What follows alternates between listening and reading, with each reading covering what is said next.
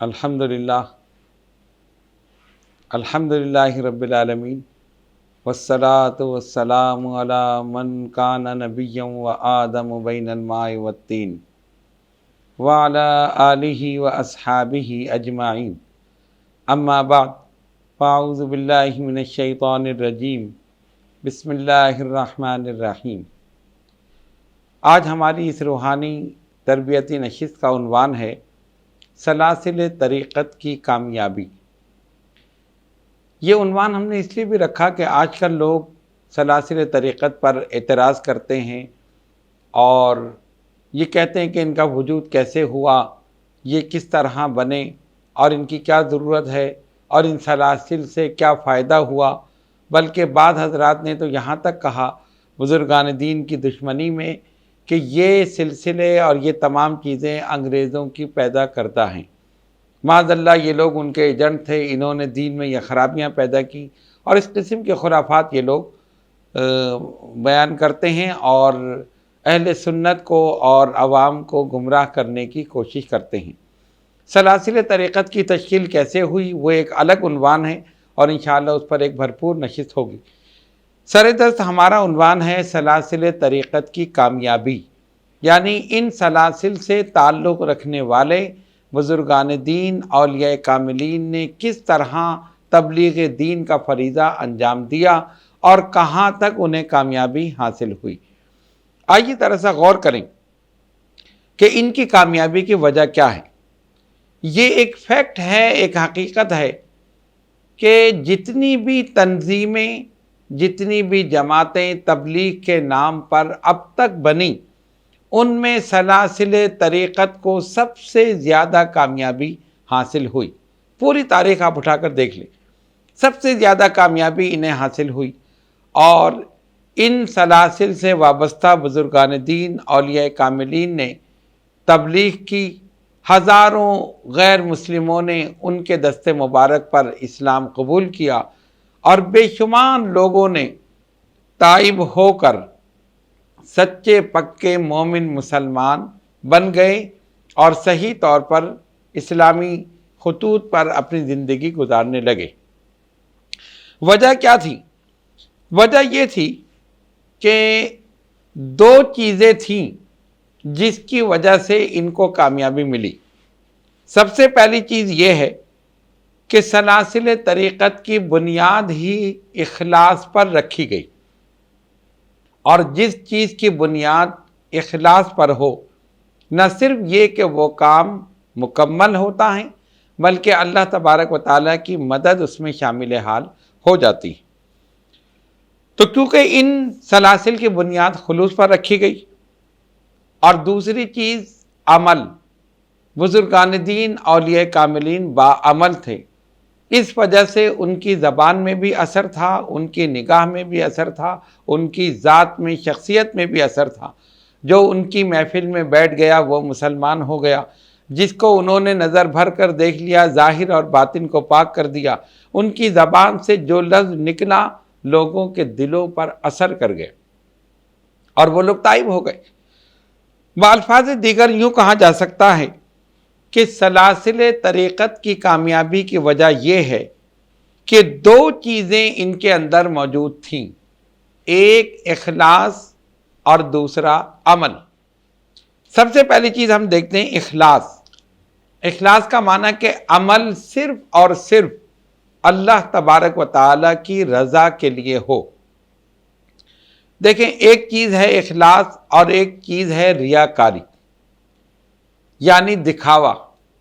آدمی کوئی عمل کرے کہ لوگ مجھے نیک متقی سمجھیں، مثال کے طور پر نماز پڑھے کہ لوگ مجھے نمازی سمجھیں، حج کر کے آیا کہ لوگ مجھے حاجی کہیں، زکوٰۃ و صدقات و خیرات اس نے دی دکھا کر، لوگوں کو بتا کر، تاکہ لوگ سمجھے کہ بڑا سخی ہے۔ یہ تمام چیزیں جو ہیں یہ ریاکاری میں آ جاتی، اور جس عمل میں ریاکاری ہو وہ عمل برباد ہو جاتا ہے۔ اس کے برعکس جس عمل میں خلوص ہو، اللہ تبارک و تعالی اس عمل کو قبول فرما لیتا ہے۔ اب ان بزرگان دین اولیاء کاملین نے جب تبلیغ دین کی ابتدا کی، اپنا کام شروع کیا، دو چیزوں پر انہوں نے بنیاد رکھی، اخلاص اور عمل، اور یہ دو چیزیں جس شخصیت میں ہوں گی یا جس تنظیم میں، جس جماعت میں ہوں گی، آپ سمجھ لیں کہ اس کی کامیابی یقینی ہوگی۔ دو چیزیں یہ لوگ لے کر چلے۔ اچھا، یہ دونوں ایک دوسرے کی ضد، یعنی اخلاص اور ریاکاری۔ جب عمل میں اخلاص ہوگا تو ریاکاری نہیں ہوگی، اور ریاکاری دکھاوا ہوگا تو اخلاص ختم ہو جائے۔ ان بزرگان دین اولیاء کاملین کا مطمع نظر کیا تھا، ان کا مشن کیا تھا؟ مخلوق خدا کو خدا کی بارگاہ میں رجوع کیا جائے، اللہ تعالیٰ کی بارگاہ میں جھکایا جائے، اس کا قرب ان کو عطا کیا جائے، اور وہ راستے، وہ طریقے اپنائے جائیں کہ یہ اللہ کے قریب ہو جائیں، اللہ تبارک و تعالیٰ کی بارگاہ میں رجوع کرنے والے ہو جائیں۔ یہ ان کا مشن تھا اور یہی مطمع نظر تھا، اور ہوا بھی یہی کہ انہوں نے لوگوں کو اس طرح تعلیم دی کہ لوگ شیطان سے دور ہو گئے، رحمان سے قریب ہو گئے، اور ان کی زندگیوں میں انقلاب آ گیا۔ اپنے سابقہ گناہوں سے، اعمال سے جو غلط قسم کے تھے، سب سے تائب ہو گئے، اور سچے پکے نیک مومن مسلمان بن گئے۔ لالچ، طمع، حرص، ہوس، یہ چیزیں وہ ہیں جو انسان کو برباد کر دیتی، اور یہ کسی بھی کام میں آ جائیں، تبلیغ دین میں آ جائیں، یا کاروبار میں آ جائیں، یا کسی بھی چیز میں آ جائیں، آپ دیکھ لیں کہ وہ چیز برباد ہو جاتی۔ اور دین کا تعلق تو خلوص کے ساتھ ہے۔ اگر دین کا کام اخلاص کے ساتھ نہیں کیا جائے گا، اور اس کے اندر لالچ، طمع، حرص، ہوس، یہ تمام چیزیں آ جائیں گی، تو پھر دین کا کام کیسے ہوگا؟ تو ان بزرگان دین اولیاء کاملین نے ان تمام چیزوں سے بالاتر ہو کر صرف اور صرف اللہ تعالیٰ کی رضا کے لیے کام کیا، اپنے آپ کو مٹا دیا، اپنی ہستی کو ختم کر دیا، اور صرف ایک چیز پیش نظر رکھی کہ ہم جو کام کریں اللہ تعالیٰ کی رضا کے لیے۔ اور ایسا بھی موقع آیا کہ ان کو بڑی بڑی لالچ دی گئی، نذرانوں کی صورت میں بڑی بڑی رقوم ان کو پیش کی گئی، لیکن ان مردان خدا نے ان تمام مال و دولت کو جو نذرانے کے طور پر ان کی بارگاہ میں پیش کی گئیں، ٹھوکر مار دی۔ اگر یہ وہ چیزیں لیتے، اچھا، اور وہ تھیں بھی بادشاہ وقت کی طرف سے، بڑے بڑے عمراء، وزراء کی طرف سے، جس طرح کے ان لوگوں کا قاعدہ ہوتا ہے، صاحب اقتدار لوگ ایسے لوگوں کو بڑی رقمیں دیتے ہیں، کسی کو عہدہ دیتے ہیں، کسی کو منصب دیتے ہیں، اور پھر اپنا کام ان کے ذریعے کرواتے ہیں۔ یہ بزرگان دین اولیاء کاملین عہدہ، منصب، مال، دولت، ان تمام چیزوں سے بالاتر تھے۔ یہ سب چیزیں انہوں نے پس پوچھ ڈال دیں، اپنے پیش نظر جو کام رکھا صرف اور صرف اللہ تعالیٰ کی رضا، اور جب اس کی رضا کے لیے اخلاص کے ساتھ کام کیا، اللہ تعالیٰ نے اس میں برکتیں عطا فرما دی۔ کتنے واقعات ہمیں ان بزرگان دین اولیاء کاملین کے ایسے ملتے ہیں کہ جس سے یہ پتہ چلتا ہے کہ بادشاہ وقت نے بڑی بڑی آفر ان لوگوں کو کی، لیکن انہوں نے ایک ٹھوکر پر اس کو ختم کر دیا۔ سلطان محمود غزنوی تاریخ میں بڑا نام ہے، بہت بڑا بادشاہ گزرا۔ اس کے زمانے میں حضرت شیخ ابو الحسن خرقانی رحمۃ اللہ تعالی علیہ جلوہ افروز تھے، اس کو بڑی عقیدت تھی، ان کی بارگاہ میں حاضری دیتا تھا۔ ایک مرتبہ اس نے اشرفیوں کی ایک بھری ہوئی تھیلی، کئی ہزار اشرفیوں اس کے اندر، اور وہ حضرت کی خدمت میں پیش کی۔ آپ نے لینے سے انکار کر دیا، جس طرح کہ آپ کا طریقہ تھا۔ پھر دوبارہ اصرار کیا، پھر انکار کر دیا، لیکن جب اس نے خوش آمدانہ انداز میں، عاجزانہ انداز میں عرض کی کہ حضور قبول فرما لیں، فرمایا ٹھیک ہے۔ حضرت شیخ ابو الحسن خرقانی رحمۃ اللہ علیہ نے سلطان محمود غزنوی کی دی ہوئی وہ تھیلی اشرفیوں کی جو بطور نذرانہ پیش کی گئی تھی کہ یہ حضور آپ کے لیے ہے، آپ نے پہلے تو انکار کیا، لیکن جب اصرار ہوا تو اس کو قبول فرمایا، اور اسی وقت خانقاہ میں جتنے بھی فقراء، مساکین، غربا تھے ان سب میں اس کو تقسیم کر دی۔ ایک پیسہ بھی اپنے پاس نہیں رکھا، وہ سب غربا اور یتامى مساکین میں اس کو تقسیم کر دیا۔ اسی طرح سلطان المشائخ حضرت نظام الدین اولیاء محبوب الہی نور اللہ مرقدہ تشریف فرما تھے۔ بادشاہ وقت نے 1000 اشرفی ایک خوبصورت تھیلی میں ڈال کر آپ کی خدمت میں بھیجی۔ خادم لے کر آیا اور آ کر یہ عرض کی کہ بادشاہ نے 1000 اشرفی یہ آپ کی خدمت میں نظر کی ہے، یعنی بطور نذرانہ پیش کی۔ اب آپ غور کر سکتے ہیں کہ 1000 اشرفی اس زمانے میں اس کی کیا حیثیت ہوگی اور کتنا بڑا اس کا مقام، یعنی کتنی قیمت اس کی ہوگی، اور لوگوں کی نظروں میں 1000 اشرفی آپ کے سامنے پیش کی گئی۔ فقراء، مساکین، درویش جس طرح کے آپ کی بارگاہ میں موجود رہتے تھے وہ سب موجود ہیں۔ ایک درویش جو آپ کے قریب ہی تھا، اس نے کہا بابا اس میں سے آدھی میری ہیں، یعنی جو 1000 جو آپ کو ملی ہیں آدھی میری ہیں۔ تو اگر کوئی اور ہوتا تو وہ یہ سوچتا کہ بھئی یہ تو بادشاہ نے میرے لیے بھیجی، میں آپ کو کیوں دوں؟ یا اگر فیصلہ کرتا تو یہ بھی کر سکتا تھا چلو ٹھیک ہے 500 تم لے لو 500 میں لے لوں۔ اب دیکھنے والے دیکھ رہے ہیں، تمام لوگ موجود ہیں۔ درویش کہتا ہے حضرت نظام الدین اولیاء محبوب الہی رحمۃ اللہ علیہ سے، بابا اس میں سے آدھی میری ہیں۔ فرمایا آدھی نہیں، یہ سب تیری ہیں۔ اسی وقت وہ تھیلی اٹھا کر اس درویش کو دے دی اور ایک اشرفی بھی اپنے پاس نہیں رکھی۔ یہ تھا ان بزرگان دین اولیاء کاملین کا اخلاص۔ وہ اپنے عمل کی جزا ان دنیا والوں سے نہیں چاہتے تھے، اللہ تعالیٰ سے چاہتے، اور اللہ تبارک و تعالیٰ نے اس کی جزا اپنی رضا کی صورت میں انہیں عطا فرمائی، اور ایسی عطا فرمائی کہ پھر ان کے دربار میں جو حاضر ہوتے تھے دونوں وقت ہزاروں آدمی نظام الدین اولیاء محبوب الہی کے لنگر سے، آپ کے دسترخوان سے فیضیاب ہوتے تھے۔ بھوکے لوگ آتے تھے، غریب، مسکین، یتیم، ایسے لوگ جن کو کھانا نصیب نہیں، وہ آپ کی خانقاہ میں دونوں وقت کھانا کھاتے، اور 100 200 نہیں ہزاروں کا مجمع ہوتا تھا اور وہ کھانا کھایا جاتا تھا جس میں بہترین قسم کے کھانے ہوتے تھے۔ اور جب مخلوق خدا کھا لیتی تو پھر فرماتے کہ لاؤ اب ہمارا کھانا لے کر آؤ۔ ایک مٹی کے پیالے میں تھوڑا سا سالن اور جو کی روٹی، وہ بھی بغیر چھنے آٹے کی، اس کے چند لقمے تناول فرماتے اور اس کے بعد وہ واپس بھیج دیتے کہ یہ دوسرے وقت کھا لیں۔ یہ تھا آپ کا فقر، آپ کا توکل، آپ کا اخلاص کہ مخلوق خدا کو بہترین کھانے کھلائے اور خود ایک جو کی روٹی پر گزارا۔ بادشاہ کے دربار سے جو لوگ وابستہ تھے ان کی کثیر تعداد حضرت محبوب الہی سے عقیدت رکھتی تھی۔ بادشاہ بھی عقیدت رکھتا تھا، تو بادشاہ کے وزراء، امراء اور دیگر عوام، یعنی کثیر تعداد تھی، بہت کم لوگ ایسے تھے جو وہاں نہ آتے ہوں، ورنہ آپ کی خانقاہ میں یہ تمام لوگ روزانہ حاضری دیتے تھے، روزانہ نہیں تو ہر دوسرے دن، چوتھے دن حاضری دیتے تھے۔ کچھ حاسد لوگ تھے، انہوں نے یہ دیکھا کہ بادشاہ کو بڑی عقیدت ہے، تو انہوں نے ایک سازش کی بادشاہ کی عقیدت حضرت محبوب الہی سے ہٹانے کے لیے۔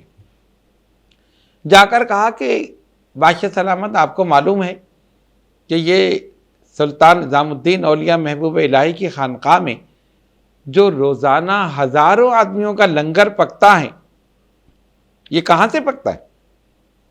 بظاہر تو اس درویش کی کوئی آمدنی نہیں ہے، نہ ان کی کوئی جائیداد ہے، نہ ان کے مکان، نہ ان کی دکانیں، نہ کوئی کاروبار، لیکن ہزاروں آدمیوں کو لنگر پک رہا، لوگ آ رہے ہیں، کھا رہے ہیں، جا رہے ہیں۔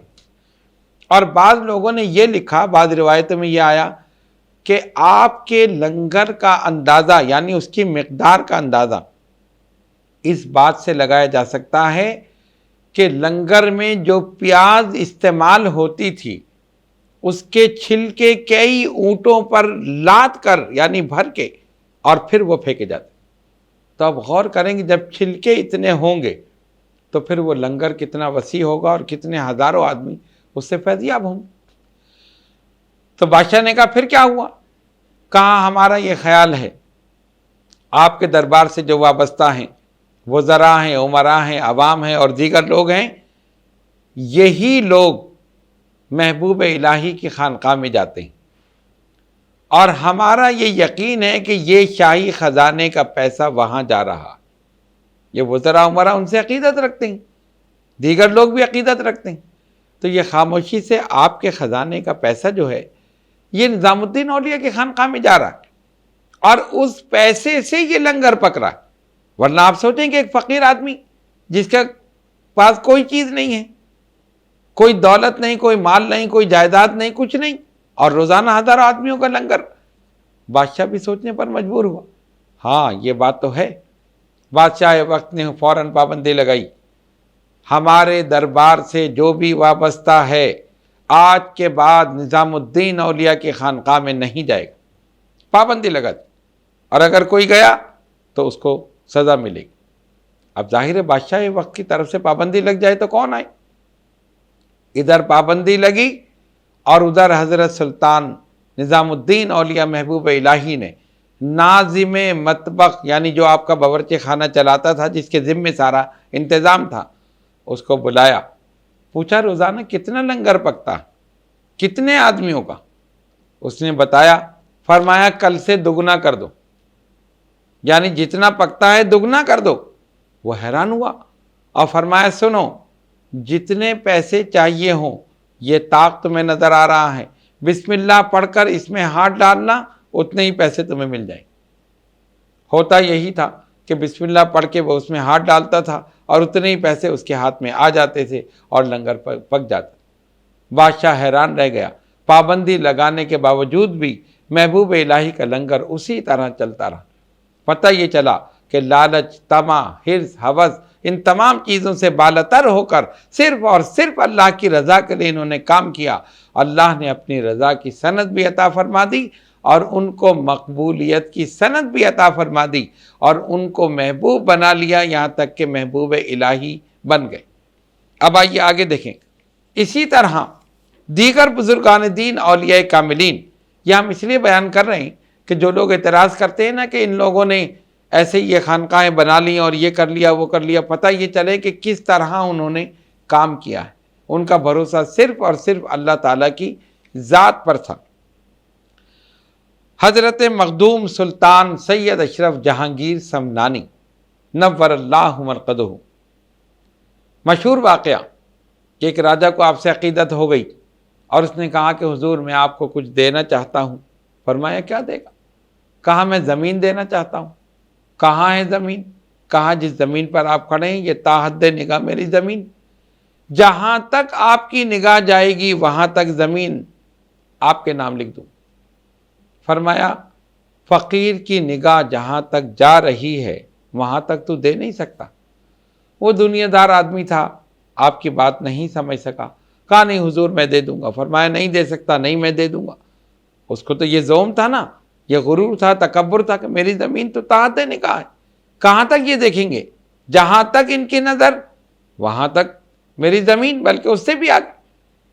فرمایا اچھا، آپ نے سوچا ہوگا یہ ایسے نہیں سمجھے گا۔ اس نے کہا اب اس ٹیلے پر کھڑے ہو جائیں، جہاں تک نگاہ جائے گی زمین آپ کے نام میں لکھ دوں گا۔ حضرت کھڑے ہو گئے۔ فرمایا تو بھی میرے ساتھ کھڑا ہو۔ اس کو بھی اپنے ساتھ کھڑا کیا اور ہاتھ کا اشارہ کیا تو سامنے گنبد خضرا نظر آ رہا۔ فرمایا فقیر کی نگاہ تو یہاں تک جا رہی، کیا یہاں تک تو دے سکتا ہے؟ اسی وقت قدموں پہ گرا، کہا نہیں یہاں تک نہیں دے سکتا۔ اس کو کیا معلوم تھا کہ جس نے اللہ کی رضا کے خاطر سلطنت سمنان کو چھوڑ دیا، جس نے مال و دولت کو چھوڑ دیا، جس نے عہدہ و منصب کو چھوڑ دیا، جس نے اقتدار اختیار سب کو چھوڑ دیا، وہ زمینیں لے کر کیا کرے گا؟ لیکن دنیا دار آدمی تھا اس لیے نہیں سمجھا۔ پتہ یہ چلا کہ ان بزرگان دین اولیاء کاملین نے جو تبلیغ کی، جو دین کی اشاعت کا فریضہ انجام دیا، جو گمراہ لوگوں کو ہدایت پہنچائی، اس کا صلہ انہوں نے لوگوں سے نہیں مانگا، صرف اور صرف اللہ تبارک و تعالیٰ کی بارگاہ سے مانگا، اور اللہ نے وہ صلہ اپنی رضا کی صورت میں ان کو عطا فرمائے۔ سلسلہ اشرفیہ کی ایک اور عظیم شخصیت قطب ربانی حضرت ابو مخدوم شاہ سید محمد طاہر اشرف الاشرفی الجیلانی نور اللہ مرقدہ۔ سیاحت اور تبلیغ دین کو آپ نے اپنا مشن بنایا اور ہندوستان میں تبلیغ کرتے ہوئے، بلکہ اس وقت بر صغیر تھا کیونکہ پاکستان مارز وجود میں نہیں آیا تھا، بر صغیر کے مختلف علاقوں میں گئے، اس کے طول و عرض میں آپ نے تبلیغ کی۔ ایک ریاست جس کا نام تھا ریاست دھولپور، جس کا راجہ نہایت متعصب یعنی مسلمانوں سے خاص تعصب رکھتا تھا، نفرت کرتا تھا، اور کوئی حربہ، کوئی بہانہ، کوئی طریقہ ایسا نہیں چھوڑتا تھا جس سے کہ مسلمانوں کو تکلیف ہو جائے۔ ہر طریقے سے مسلمانوں کو تنگ کرنا، تکالیف پہنچانا۔ حضرت تبلیغ کرتے ہوئے اسی علاقے میں رونق افروز ہوئے۔ اللہ تبارک و تعالیٰ کا، اللہ کی حکمت، اس کی مصلحت، ہر کام میں اللہ تعالیٰ کی حکمت اور مصلحت کار فرما ہوتی۔ اس کا ایک ہی بیٹا جو اس کا ولی عہد بھی تھا، اس کا پیشاب بند ہو گیا، اور وہ ریاست ایسی تھی کہ جو کوئی بہت ترقی یافتہ علاقہ یا وہ نہیں تھا، کوئی ڈاکٹر، حکیم، کوئی بڑا اسپتال، کوئی ایسی چیز وہاں نہیں تھی۔ معمولی سے حکیم ہوتے تھے، بہت سے عطائی ہوتے تھے، کوئی بڑا علاج کرنا ہوتا تھا تو شہر کی طرف لوگ رخ کرتے تھے، کوئی کسی کو بڑا مرض لاحق ہو گیا تو شہر کی طرف رخ کرتے تھے، یعنی وہ نہایت پسماندہ علاقہ وہ کہلاتا تھا ریاست دھولپور۔ اس کے راجہ کے بیٹے کا پیشاب بند ہوا تو جو اس وقت کے حکماء تھے ان کو بلایا، انہوں نے دوائیں دیں، پیشاب نہیں آیا۔ وقت گزرتا جا رہا اور اس کا پیٹ پھولتا جا رہا، اور ظاہر ہے پھر اندیشہ تھا کہ یہ پیشاب جسم میں نہ پھیل جائے۔ درد سے تڑپ رہا ہے، کئی گھنٹے گزر گئے، اسی طرح جیسے جیسے وقت گزر رہا ہے اس کی تکلیف میں مزید اضافہ ہو رہا۔ سادھوؤں کو بلایا، انہوں نے کہا کہ ہم گھی جلائیں گے، اپنا پڑھن پڑھیں گے، اس کو پیشاب آ جائے گا۔ ہندوؤں کو بلایا گیا، دیگر کو بلایا، سب نے اپنے اپنے کام کر لیے، حکیموں نے اپنی دوائیں دے دیں، پڑیاں کھلا دیں، سب کچھ کر لیا۔ حضرت قطب ربانی سید طاہر اشرف جیلانی نور اللہ مرقدہ اسی علاقے میں اپنے ایک مرید کے گھر رونق افروز تھے، اور ان کا تعلق اس بادشاہ کے محل سے تھا، اس طرح کہ اس کے محل میں وہ مالی کا کام کرتے تھے، درختوں کو درست کرتے تھے، پانی ڈالتے تھے، پودے لگاتے تھے، گھاس لگاتے تھے، یہ سارا کام ان کا تھا۔ وہ حضرت کی خدمت میں حاضر ہوئے اور کہا کہ حضور، یہ راجہ جو ہے یہ نہایت متعصب ہے، مسلمانوں کو تنگ کرتا ہے۔ آج ایک مسئلہ یہ ہوا ہے کہ صبح سے اس کے بیٹے کا پیشاب بند ہے، وہ ایک ہی بیٹا ہے اکلوتا، اور وہی اس کا ولی عہد، یہ بہت پریشان ہے۔ اس نے حکیموں کو بلایا، ان سے فائدہ نہیں ہوا، سادھوؤں کو بلایا، ان سے فائدہ نہیں ہوا، اور بڑے بڑے ان کے جو تھے ہندوؤں کے منتر پڑھنے والے اور وہ سارے گرو، وہ سب آ گئے، لیکن کسی سے فائدہ نہیں۔ اگر آپ تشریف لے جائیں اور آپ کے دعا کرنے سے یا دم کرنے سے اسے پیشاب آ جائے تو ہم سمجھتے ہیں کہ اس ریاست میں مسلمانوں کی کچھ نہ کچھ بحالی ہو جائے گی، کچھ نہ کچھ امن سے وہ زندگی گزار سکیں گے۔ حضرت نے کچھ دیر توقف فرمایا، پھر فرمایا ٹھیک ہے ہم چلتے ہیں۔ روانہ ہوئے، مریدین کا جمع غفیر آپ کے ساتھ ہیں۔ اس نے جا کے راجہ سے بات کی۔ اب ظاہر ہے مسلمانوں سے تو اس کو نفرت تھی، لیکن مرتا کیا نہ کرتا، اپنے بیٹے کی حالت بھی دیکھ رہا تھا جو درد سے، تکلیف سے تڑپ رہا تھا، اور اندیشہ تھا کہ زہر پھیل جائے۔ اس نے کہا ٹھیک ہے آنے دو۔ حضرت وہاں پہنچے، آپ نے فرمایا شرط یہ ہے کہ پہلے تمہارے مندر پہ، یعنی محل پہ ایک مندر بنا ہوا تھا، وہاں جو بت ہے وہاں ہمارا مرید کھڑے ہو کر اذان دے گا اور با جماعت عصر کی نماز ادا کی جائے گی، اس کے بعد ہم دم کریں۔ اس نے کہا ٹھیک ہے کر لیں۔ ایک مرید اوپر کھڑا ہوا، اس نے اذان دی، جو ہی راجہ کے محل سے اللہ اکبر کی صدا بلند ہوئی، لوگ گھروں سے نکل آئے، دیکھنے لگے یہ کیا ہو رہا ہے۔ اتنا متعصب راجہ جو مسلمانوں کو برداشت نہیں کرتا، اس کے محل کی چھت پر اور اذان ہو رہی ہے، اللہ اکبر کی صدا بلند ہو رہی۔ اذان ہوئی، حضرت نے صحن میں با جماعت عصر کی نماز پڑھائی، اس کے بعد اس کمرے میں تشریف لے گئے جہاں وہ تھا، آپ نے صرف اپنا انگوٹھا اس کی ناف پر رکھا اور اسی وقت پیشاب آنا شروع ہو گیا۔ جو وہاں پر حکما تھے انہوں نے کہا نہیں یہ ہماری دوا سے آیا ہے، جو سادھو تھے جنہوں نے گھی جلایا تھا آگ میں اور اپنے پڑھن پڑے تھے انہوں نے کہا ہماری وجہ سے آیا۔ حضرت نے فوراً انگوٹھا ہٹا لیا اور جب انگوٹھا ہٹایا اسی وقت پیشاب بند ہو گیا۔ فرمایا اگر ان کی وجہ سے آیا تو بقیہ پیشاب یہ لوگ لا کر بتا دیں۔ راجا نے کہا نہیں حضور کسی کی وجہ سے نہیں، یہ صرف آپ کی وجہ سے۔ فرمایا ان سب کو باہر نکال دو۔ جب ان کو باہر نکال دیا آپ نے پھر انگوٹھا رکھا اور اسی وقت پیشاب آنا شروع ہوا، مکمل پیشاب ہوا اور وہ لڑکا اٹھ کر بیٹھ گیا، ساری تکلیف دور ہو گئی۔ حضرت جب واپس چلنے لگے راجا نے فوراً اپنی ریاست کی سب سے زرخیز زمین، زرعی زمین جو تھی اس کے کاغذات تیار کرائے حضرت کے نام اور ایک چاندی کی تھالی میں رکھ کر حضرت کی خدمت میں پیش کی۔ اب ذرا سا غور کریں، بزرگان دین لالچ، طمع، حرص، ہوس ان تمام چیزوں سے بالاتر ہو کر صرف اللہ کی رضا کے لیے کام کرتے۔ کوئی اور ہوتا تو بڑا خوش ہوتا۔ کہا یہ کیا ہے؟ آپ نے پوچھا یہ کیا چیز ہے؟ کہا حضور یہ سب سے زیادہ زرخیز زمین اس ریاست کی، یہ آپ کے نام۔ فرمایا کیوں؟ کہا میری طرف سے نذرانہ ہے۔ کہا پھر ان لوگوں کو کیوں نہیں دے دیا؟ تو اس پیشاب کے بدلے مجھے زمین دے رہا۔ حضرت قطب ربانی نے تاریخی الفاظ ادا فرمائے، فرمایا جس زمین کی قیمت چند قطرے پیشاب ہو وہ فقیر لے کر کیا کرے گا؟ مجمع پہ سناٹا چھا گیا، سب حیران ہو کر دیکھ رہے۔ اس نے کہا نہیں میری عقیدت محبت۔ فرمایا نہیں، یہ پیشاب کے بدلے میں زمین لوں یہ میں نہیں لیتا، مجھے اس کی ضرورت نہیں ہے۔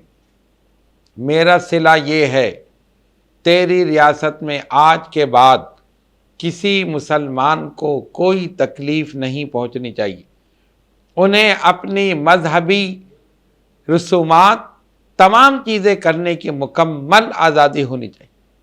کہا ٹھیک۔ حضرت وہاں سے تشریف لائے، پھر اس نے ایک گائے پیش کی جس کے سینگوں پر، اس کے پیروں میں ہر جگہ سونا ہی سونا تھا، کہیں ہار پہنائے ہوئے تھے، سینگوں پر چڑھا ہوا تھا، اس کے گلے میں ہار تھے۔ کہا حضور یہ اس گائے کی میں پوجا کرتا ہوں۔ فرمایا اس گائے کے تو ہم ذبح کریں گے، ہم تو غوث پاک کی نیاز دلوائیں گے۔ اس نے کہا آپ جو کچھ بھی کریں۔ حضرت نے فرمایا یہ سب سونا اٹھا کر دے دو۔ مریدین نے کہا حضور کچھ ایسے بھی غریب ہیں جن کی بچیاں شادی کے لیے بیٹھی ہیں لیکن جہیز کا انتظام نہیں ہے، اگر حکم ہو تو یہ سونا ان میں تقسیم کر دیا جائے۔ فرمایا ہاں ان میں تقسیم کر دو۔ وہ سونا تقسیم کر دیا، گائے کو ذبح کر دیا، غوث پاک کی نیاز ہو گئی، وہ کھانا بھی تقسیم کر دیا۔ یہ ہے ایک اللہ کے ولی کی شان اور یہ ہے ان کا عمل۔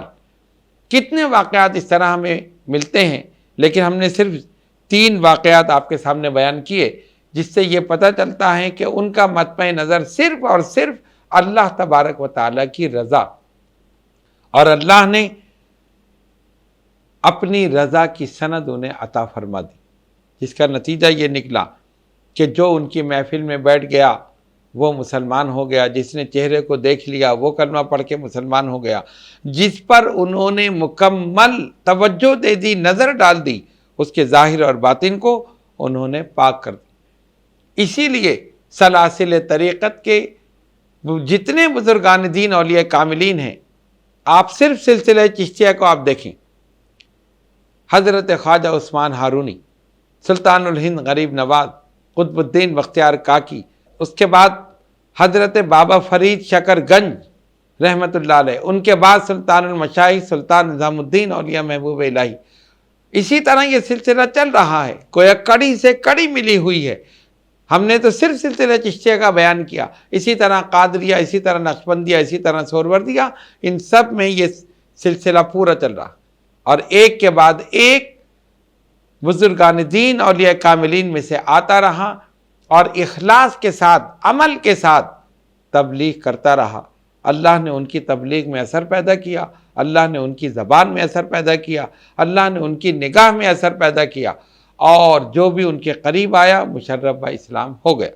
آج اگر ہم غور کرتے ہیں تو بڑی بڑی جماعتیں، بڑی بڑی تنظیمیں جو آج تبلیغ کا کام کر رہی ہیں، اتنے مسلمان نہیں کر سکتے جس طرح تنہا سلطان الہند غریب نواز نے 99 لاکھ ہندوؤں کو مسلمان کر دیا۔ وجہ کیا تھی؟